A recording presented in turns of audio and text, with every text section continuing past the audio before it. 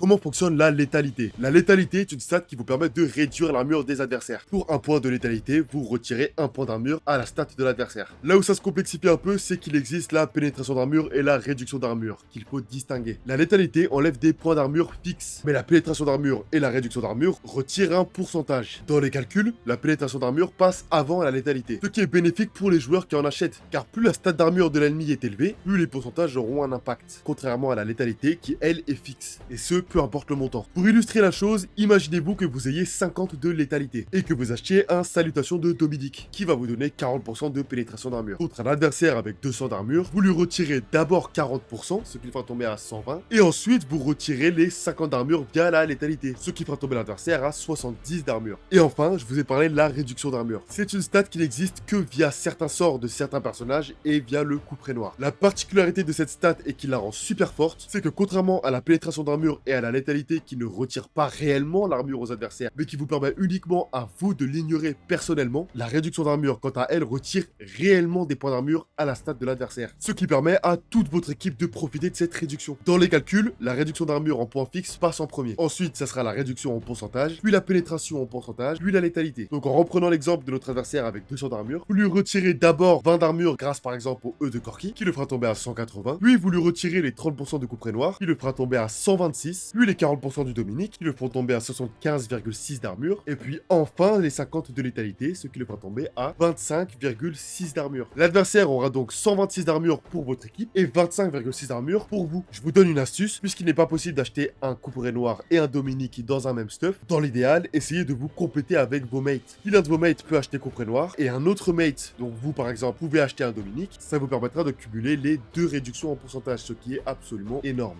Dis-moi en commentaire s'il y a un autre concept que tu comprends pas, et si tu veux me soutenir, surtout pense à t'abonner.